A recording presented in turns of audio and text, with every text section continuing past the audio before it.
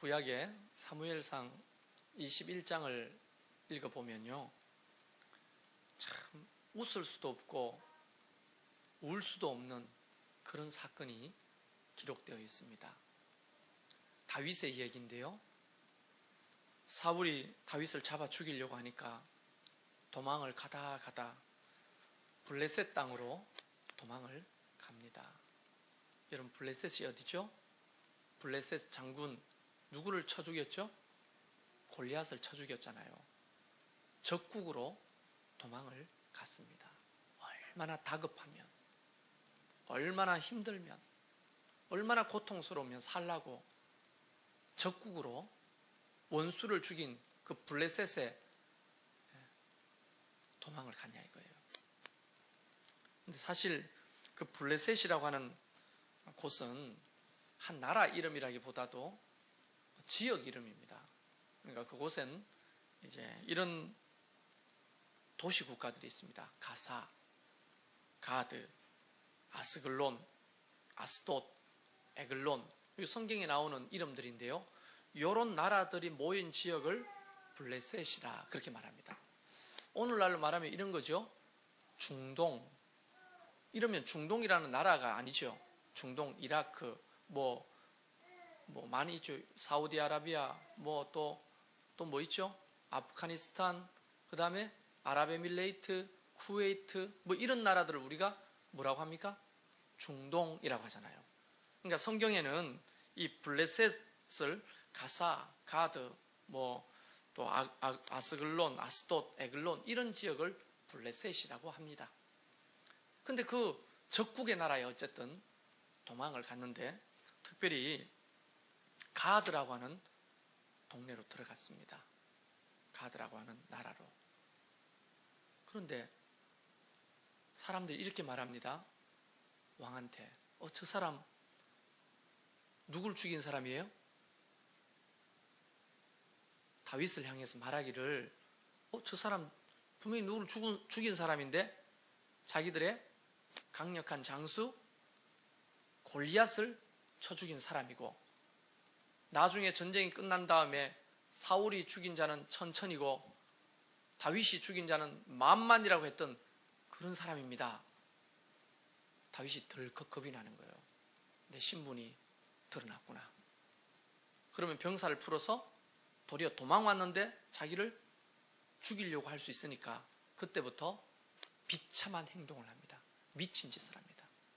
갑자기 벽에다가 몸을 막 끓고 침을 질질질 흘리더니만 미친 짓을 하는 거예요. 미친 짓을. 그때 그 블레셋의 왕이었던 아비멜렉이, 야, 저 사람 미친 거 아니야? 이 나라에 미친 사람이 부족해서 저 사람을 내 앞에 들이냐? 빨리 쫓아내라고. 그러고는 그 미친 짓 때문에, 거짓으로 미친 짓을 한 것 때문에 다윗이 살아나서 쫓겨납니다. 여러분, 이때 난 다윗의 그 심정을 한번 생각해 봤으면 좋겠어요. 골리앗을 쳐 죽이고 자기 나라로 돌아갈 때 사울은 1000이요 다윗은 10,000이라고 하는 이런 인정을 받고, 사울이 막 흡족해서 딸을 주고 사위를 삼으려고 했고, 이제 인생이 풀리고 잘 될 것 같다가 졸지에 나락으로 떨어져서 바닥에 이르러서 미치기까지 해야만 살아는 그 상황, 그 상황을 다윗은 한마디로 이렇게 표현하는데, 6절에 보면 이 곤고한 자가 라고 말합니다. 곤고하다. 여러분, 이 곤고하다는 말은요, 일반적으로는 굉장히 고통당하고 이런 어떤 자의 의미를 말합니다. 그런데 이 곤고한 자라는 말은 이 고통을 통해 하나님의 겸손과 인내를 배우는 위치에 있는 자라고 하는 뜻이 됩니다.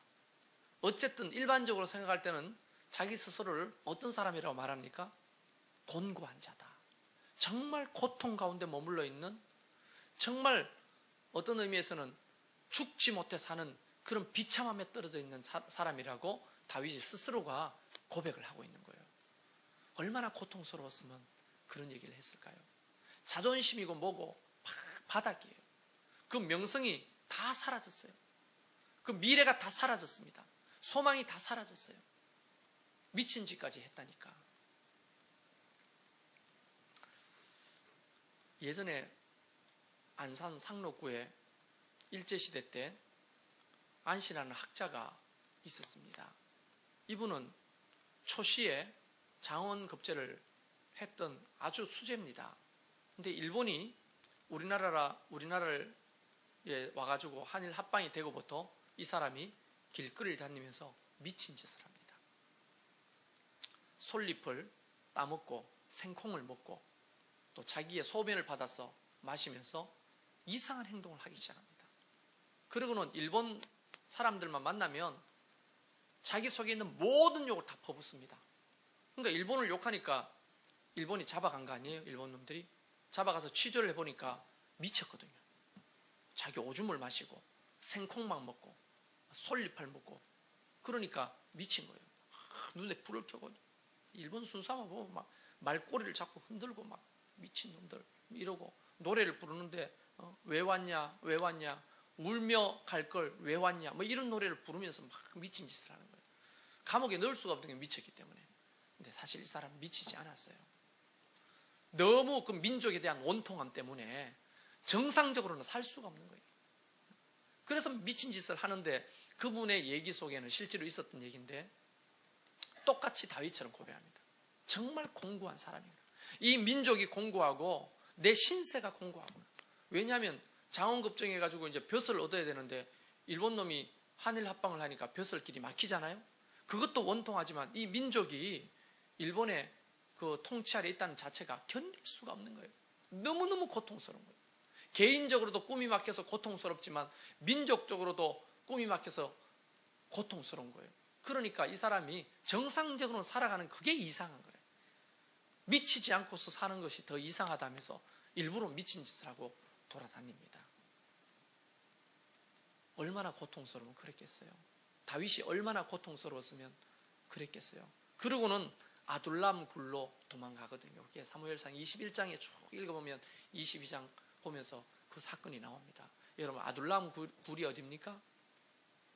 세상에 적응하지 못한 그런 원통한 사람들, 상처 많은 사람들, 사회에 부적응한 자들 이런 비류들이 모여서 살아가는 그런 소굴이에요. 왕이 될 사람이 그런 소굴로 피해 도망가는 겁니다. 이걸 어떻게 설명해야 될까요? 여러분이 수십억 만졌던 기업의 회장이었다 쫄딱 망해가지고 지하철 바닥에 박스 깔고 누워 자는 노숙자 신세가 된 거? 뭐 그런 거? 아니면 여러분이 행복한 가정을 이루다가 차 사고로 어느 날 가족이 몽땅 다 자녀들 남편 다 죽고 여러분만 살아남아서 어떻게 해야 될지 모르는 그런 상황? 여러분이 열심히 공부하고 열심히 투자해가지고 어느 날 자녀들을 좋은 대학에 딱 보냈는데 그 자녀가 자살해버리는 그런 고통? 말로 설명할 수도 없는 그런 고통 있잖아요. 그런 공고함. 심약한 사람들은 다윗의 입장 정도 됐으면 아마 혀 깨물고 자살했거나 죽었을 거예요. 정말. 그만큼 고통스러운 그 상황에 다윗이 오늘 시편 34편을 고백하는 거거든요. 그러니까 시편 34편은 다윗이 인생에서 가장 공고한 그때에 하나님 앞에 올려드렸던 노래고 시고 찬양입니다. 그런데 읽어보면 읽어볼수록 어떻게 그런 상황 속에서 이런 노래를, 이런 기도를 주님 앞에 올려드릴 수 있을까? 이게 너무너무 신기한 거예요. 그래서 소망감이 생기죠. 나도 이런 상황에서 이런 기도를 하나님 앞에, 이런 노래를 주님 앞에 올려드릴 수 있는 사람이면 참 좋겠다. 이런 소망감이 생기는 거예요. 그 중에서 오늘 한 부분만을 여러분과 좀 나누려고 하는 겁니다. 우선은 여러분의 상황도 다 차이가 있겠지만 사람이 얼마나 힘든 일을 많이 당합니까? 말로 할 수 없는 그런 어려움들, 아픔들. 그것을 우리는 곤고한 자라고 고백하는데 그럴 때 우리가 어떻게 반응하며 사는 것이 그리스도인이겠는가 하는 겁니다. 오늘 성경은 이렇게 다윗은 고백하고 있다고 진술합니다. 너희는 여호와의 선하심을 맛보아 알지어다. 그 곤고한 중에서도 하나님의 그 선하심을 다윗은 맛볼 수 있었어요. 그러니까 사람들에게 이렇게 권면하는 거 아닙니까? 선하심을 좀 맛보아 알아라. 응? 그에게 피하는 자는 복이 있다. 사실 이 행간에 이런 말을 내가 다윗이었으면 썼을 것 같아요. 사실은 내가 확 혀 깨물고 죽어버리려고 했다. 농약 먹고 죽어버리려고 했다. 아파트 꼭대기에 올라가가지고 뛰어내려서 확 죽어버리려고 했다. 이리 되든 저리 되든 확 불을 질려버리려고 했다. 그런데 하나님이 나에게 은혜를 베푸셨는데 그 은혜를 맛보아 내가 경험하니 살 힘이 생기더라. 소망이 생기더라. 이 은혜가 너무너무 중요하니까 말로는 설명이 안 된다. 이것을 너희도 좀 체험하고 맛보면 좋겠다. 이 이야기거든요, 정말.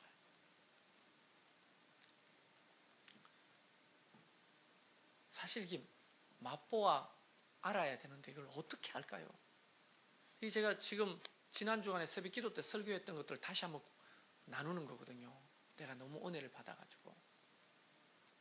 맛보아 안다는 게 도대체 뭡니까? 여러분은 하나님의 선하심을 맛보아 알고 계십니까? 왜 울고만 계십니까? 왜 절망만 하고 계십니까? 왜 아파만 하고 계십니까? 하나님이 살아계시지 않는가요? 하나님은 없습니까? 우리의 삶에? 그 수천 년 전에 그 다윗의 하나님이 우리의 하나님이 아닙니까? 우리에게는 그 선하심을 허락하지 아니하십니까? 아니죠. 동일하게 우리를 사랑하시고 하나님의 은혜를 베푸시는데 하나님의 그 은혜를 맛보아 알아야 되는데 말로 설명할 수도 없는 겁니다. 어떤 건강보조식품 선전 생각나네요. 광고가 너무 좋은데 남자들한테 너무 좋은데 이게 뭐라고 말로 설명할 수가 없다는 거예요. 그 말은 먹어보고 경험해보라는 거죠. 하나님의 은혜도 마찬가지입니다. 지식적으로 듣는 것이 아니고 체험적으로 맛봐야만 그것이 어떤 것인지 아는 겁니다. 그러니까 그냥 나는 실망하고 절망하고 있는데 하나님이 뜬금없이 오셔서 내가 너에게 선하심을 드러낼 것이다 맛봐라 이러는 게 아니에요. 다윗의 태도가 하나님의 선하심을 맛보게 했던 겁니다. 그게 뭐냐면 그 곤고한 중에서도 세상을 보지 않고 하나님을 보는 거예요. 문제만 바라보지 않고 하나님을 바라보는 겁니다. 기도를 포기하는 삶이 아니라 그럼에도 불구하고 약 먹듯이 기도하는 거예요. 하나님 앞에. 그러니까 하나님의 선하심을 다윗 가운데 드러내시는 거죠.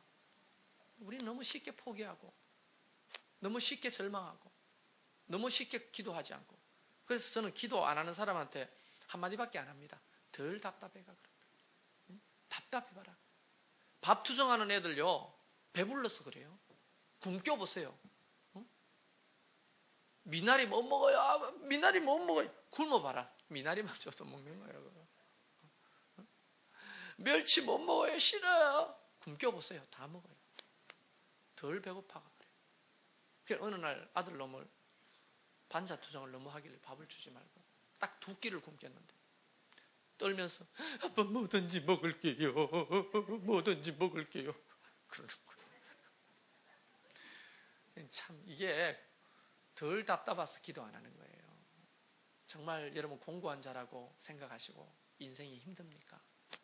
하나님 앞에 달려가 기도하십시오. 하나님의 은혜를 구해보세요. 하나님께서 그 은혜가 얼마나 귀한지 맛보아 아는 겁니다. 제가 이 맛보아 안다는 말을 설명할 때 자주 등장하는 이야기가 있죠. 여러 번 들었을 겁니다. 꿀에 대한 얘기예요. 꿀에 대한 얘기.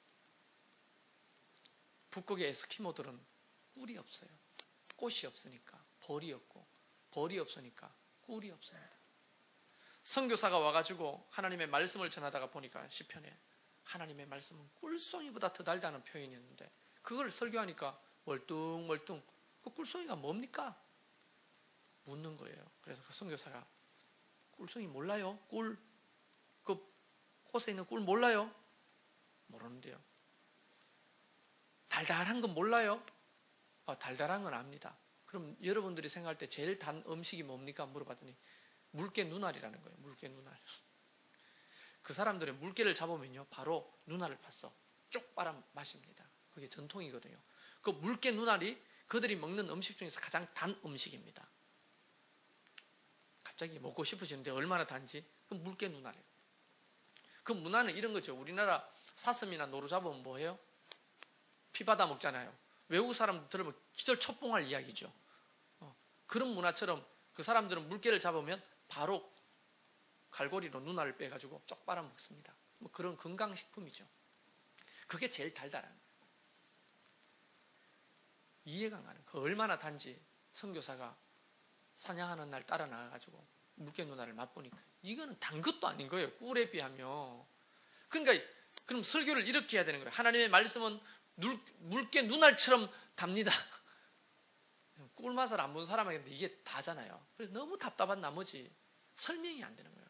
물개 눈알하고 꿀하고 어떻게 단 게 비교가 됩니까? 그래서 이제 말로 설명을 하는데 모릅니까? 꿀을 먹으면 혓바닥이 간질간질한 게 달달하고 답답해. 이게 설명이 안 되는 거예요. 어떻게 그 맛을 알게 해야 됩니까? 말로는 안 되는 거죠. 그래서 캐나다까지 날아가지고 꿀 한 통을 사와가지고 다시 설교를 합니다. 하나님의 말씀은 꿀보다 더 단데 꿀이 바로 이겁니다. 사람들이 전부 다 하고 혓바닥 내밀라고 다니면서 손가락으로 찍어가지고 전부 다 혓바닥에 발라주니까 이야 이게 꿀이구나. 생전 처음 먹어보거든요. 그 에스키모들은 물개 눈알하고는 비교도 안 되는 맛이거든요. 이게 제가 생각할 때는 물개 눈알을 이제 다 먹었다고 생각합니다. 그 사람들이 그걸 물개 눈알을 달다고 생각하겠어요? 이제 꿀을 맛보고? 하나님의 은혜가 그런 거거든요. 돈이 위로해 주는 거, 사람이 위로해 주는 거, 무슨 쾌락적인 행동이 위로해 주는 것은요 단 게 아닙니다. 하나님의 그 은혜, 하나님의 놀라운 그 사랑, 하나님의 위로, 하나님의 그 격려가 얼마나 단지 그걸 다윗이 맛봤던 겁니다. 그래서 사람들에게 자신 있게 얘기하는 거예요. 맛보아 알아봐라. 하나님 앞에 하나님을 경외하고 그에게 피하는 자에게는 복이 있고 부족함이 없다. 제발 좀 와서 하나님의 은혜를 맛봐라. 그렇게 자신 있게 얘기하는 거 아닙니까? 여러분도 어디 가서 맛있는 음식을 먹고 또 어디 가서 멋있는 구경을 하면 다른 사람한테 권면을 할 거 아니에요. 내가 이거 먹어보니까 너무 맛있더라고. 진짜 맛있어야 권면하는 거 아닙니까? 그리고 진짜 아름답고 멋있어야 가보라고 권면하는 거 아닙니까? 다윗이 맛봤는데 뭐 꿀맛이나 물개 눈알 맛이나 비슷하다면 꿀을 어떻게 권면하고 소개하겠습니까? 다윗이 세상에 돈이나 권력이나 쾌락에서 맛봤던 것과는 전혀 차이가 다른 그 하나님의 선하심을 맛보고는 사람들 앞에 자신 있게 권면하는 거예요. 이 선하심을 맛보아 좀 알아라고. 그에게 피하는 자는 복이 있다고 말합니다. 이 복은 무슨 복을 말할까요? 돈복입니까? 건강한 복입니까? 소위 우리나라 말하는 오복이에요. 오복? 그런 게 아니에요. 그 복이라고 하는 것은 하나님의 은혜가 차고 넘치는 복이에요. 하나님의 은혜가. 그러니까 내 속에 하나님의 은혜가 있으니까 세상이 두렵지 않는 겁니다. 예, 하나님의 은혜가 임하니까 무섭지 않는 겁니다. 적들이. 하나님의 은혜가 임하니까 미래가 캄캄하지만 현실은 캄캄하지만 캄캄하지 않는 겁니다. 소망이 생기는 겁니다. 하나님의 은혜가 오니까 혀 깨물고 확 죽어버리고 싶었던 그 마음이 풀어지면서 한번 살아봐야 되겠다. 하나님이 나를 반드시 역전시킬 것이라고 하는 그런 희망이 생기는 거예요. 믿음이 생기는 거예요. 그런 것들이 충만한 거예요. 그게 복입니다. 그게 복. 그리고는 이렇게 고백합니다. 젊은 사자는 궁핍하여 줄일지라도. 여러분 젊은 사자가 뭐합니까? 최상의 사냥 능력을 가진 그런 사자를 이끌을 때 젊은 사자라고 말하고 그걸 누구를 빗대어 말할까요? 자기 자신을 빗대어 말하는 거예요. 다윗이. 내가 비록 젊고 패기가 있고 정말 능력이 있지만 내 힘과 내 능력으로 안 되더라는 거예요. 젊은 사자는 궁핍하여 줄일지라도. 실제로 사자의 그 사냥 능력은 성공률이 20-30%밖에 안 됩니다. 10번 뛰어나가면 사슴이나 소를 10번 뛰어나가면 7번 놓쳐요. 3번, 2번 잡을까 말까 합니다. 그래서 실제로 굶어 죽는 사자들도 상당히 많습니다. 이 사자가 아무리 힘이 세고 날카로운 발톱과 이빨을 가진다 할지라도 자기 힘과 능력으로는 안 됩니다. 그래서 사자들은 혼자 사냥하지 않습니다. 더불어 사냥하는 거예요. 같이 협공을 하는 거예요. 혼자 사냥하면 더 떨어지는 거예요. 사냥 능력이. 그래서 고백하는 거예요. 이 말을 다시 풀어 말하면 다윗이 나도 좀 골리앗을 쳐 죽인 용기가 있고 믿음이 있고 힘이 있는데 내 힘만 가지고는 안 되더라. 그래서 어떻게 해요? 여호와를 찾아보니까, 여호와 앞에 기도해 보니까, 여호와를 의지해 보니까 하나님께서 모든 좋은 것을 부족함이 없도록 채워 주시더라. 모든 좋은 것이 뭡니까? 모든 좋은 것. 우리 인간이 좋다 하는 것은 좋지 않을 때도 있어요. 그렇죠? 여러분, 고기가 몸에 좋아요, 안 좋아요? 쌀밥이 몸에 좋아요, 안 좋아요? 네?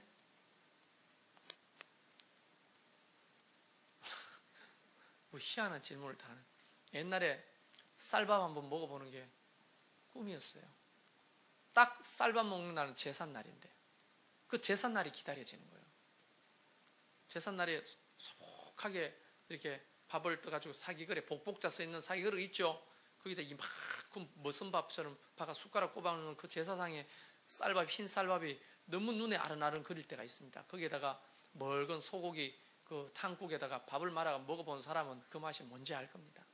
그게 너무너무 그리운 거예요. 맨날 보리쌀이 70%, 흰쌀이 30% 이렇게 먹고 아니면 감자 으겨가지고 감자밥하고 이럴 때 또 수제비 매달 먹고 쌀밥이 너무너무 먹고 싶은 거예요. 그래서 막 쌀밥 먹게 해줄게. 그게 프로포즈였어요. 내가 너 평생 쌀밥 먹게 해줄게. 여러분, 이게 프로포즈였습니다. 그때 당시에는. 쌀밥만 먹으면 어떻게 돼요? 당뇨 옵니다. 성인병 생겨요. 우리는 그것도 모르고 쌀밥이 최고인 줄 알았죠. 옛날에 설탕 없을 때, 소금 없을 때 얼마나 소금이 금보다 귀하고 설탕이 얼마나 귀했습니까? 설탕 없을 때 옛날에 뭐 넣는 줄 알아요? 알아요 그거? 예, 사카린. 그 사카린을 넣었어요. 사카린 물에 타가 마셔봤어요. 먹을 게 없으니까 옛날에 사카린 몰래 이렇게 해가지고 물에 타가 마시면 달달하거든요. 그걸 먹었어요. 어느 날 삼양설탕 한 봉지 어디서 사가 들어오면요, 엄마가 그 노란 고무줄로 뺑뺑 묶어가지고 개미 안 두도록 해가지고 쭉 올려놓으면 그거 책상 위에 올라가가지고 소금 그거 저 설탕 한 숟가락 퍼먹으려고요. 그렇게 한 숟갈씩 퍼먹고요. 그랬거든요. 그 흰 설탕이 얼마나 몸에 해롭고 흰 소금이 얼마나 몸에 해로운지 아십니까? 사람은 그것도 모르고 그게 너무 맛있고 좋은 건 줄 알고 그렇게 살아왔는데 사실 세 가지 흰 밀가루, 흰 설탕, 흰 소금, 흰 쌀, 이게 사람들 성인병을 유발하는 굉장히 중요한 요인 중에 하나입니다. 사람은 몰라요. 자기한테 유익한 게 뭔지. 사실은요. 돈 정말 유익할까요?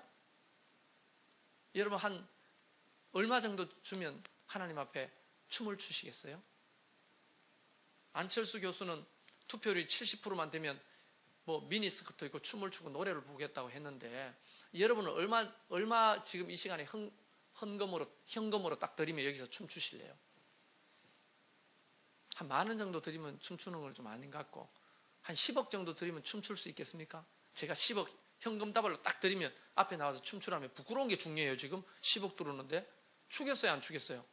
저는 솔직히 춥니다. 10,000원만 줘도 출 수 있을 것 같은데 지금요. 네? 그게 좋을 것 같지요. 10억, 20억, 100억이요. 여러분, 결코 그것이 사람한테 돈이 언제나 유익되는 건 아닙니다.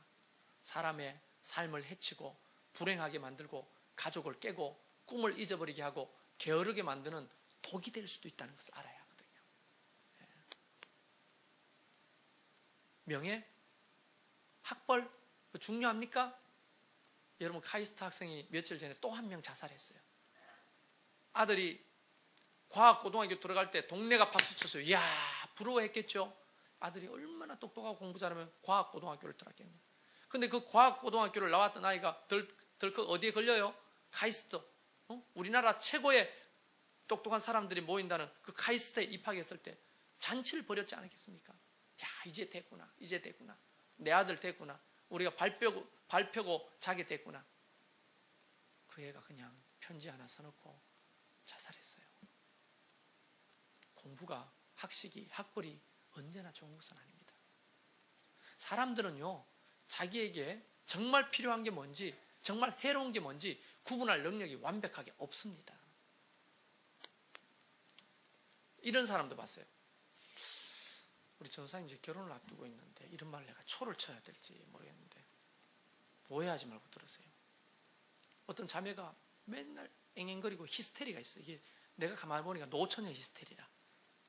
조금만 해도 팩 삐지고, 조금만 말해도 잉 울고, 조금만 말해도 화를 내고 막. 내가 볼 때는 히스테리야. 그래서 앉아가지고 잠깐 얘기를 해보니까 나도 결혼하고 싶다고요. 왜 하나님은 나에게 짝을 안 주시는 거예요? 내가 어디가 어땠어? 뭐 이러면서 막 울고. 근데 내가 그랬어요. 하나님, 이 딸에게 좋은 남편 될 사람 주세요. 그래가지고 남자가 하나 생겼는데 입 이렇게 찢고 얼굴이 화끈하게 피고 막 언제 히스테리가 있었는지 몰라. 히스테리가 다 사라지고 천사가 된 겁니다. 그래서 결혼을 했거든요. 결혼하고 한 달 뒤인가 와. 목사님이 결혼이 이런 건지 몰랐어요. 결혼이 이런 게 몰랐어요. 옛날이 좋았어요. 싱글 때가 좋았어요.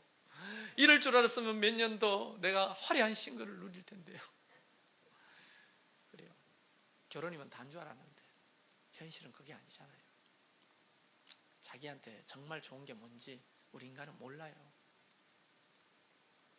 결혼한 지 11년 동안 아이가 없었습니다. 어떤 집사님이 하나님 앞에 맨날 기도하는 거예요. 애 달라. 그분은 새벽 기도 오든 심야 기도 오든 애 달라는 기도밖에 안 하는 거예요. 하나님이 긍휼을 베풀어서 11년 만에 딸을 줬어요. 얼마나. 그때 목돈을 하나님 앞에 감사한금 냈습니다. 제가 기억으로는. 그런데요, 그분이 애 생기니까 믿음을 팔아먹는 거예요. 애가 우상이야. 그렇게 새벽기도 잘 나오고 심야기도 때마다 안 빠지고 봉사하고 충성하던 사람이 애 생기니까 우리 애 새끼 예배도 한 번 두 번 빠지고 새벽기도는 아예 뭐 애 키우니까 못 나올 수도 있죠. 아예 뭐 나중에 가가지고 교사도 때려치고 집사님 왜 그러세요? 힘내세요. 믿음으로 사세요 하니까 애 키운다고 너무 힘들어요. 바빠요. 결국은 그분 교회를 떠났어요. 애 키운다고. 그가 정말 유익한 겁니까? 몰라요, 사람들은. 그러나 오늘 성경에는 뭐요?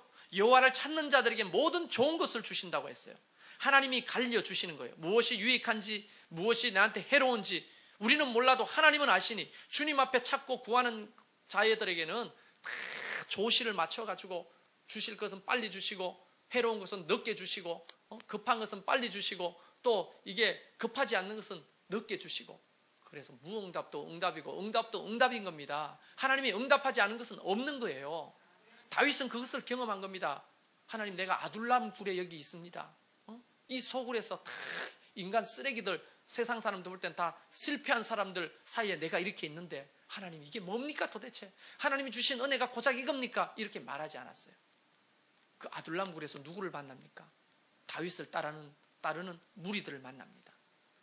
다시 제2의 이스라엘을 건국할 충신들을 그곳에서 만나는 거 아닙니까? 하나님은요, 세상적으로 볼 때는 아둘람 굴로 침 흘리고 미친 제자가 도망갔을 때는 실패한 것 같고 하나님이 없는 것 같고 하나님이 기도 응답 안 하는 것 같아도 하나님은 그곳에 여호와 일의 하나님, 함께 하나님의 나라를 세울 동력자를 그곳에 예비해 두고 계셨어요. 그곳에서 다윗이 다윗 되는 겁니다. 아둘람 굴에서. 그때 사람을 모아서 이제 제2의 건국을 하게 되는 거예요. 아둘람 굴에 가지 않았다면 다윗은 아마 왕으로 자리매김을 하지 못했을 겁니다. 동력자를, 그 충신들을 만나지 못했을 거예요.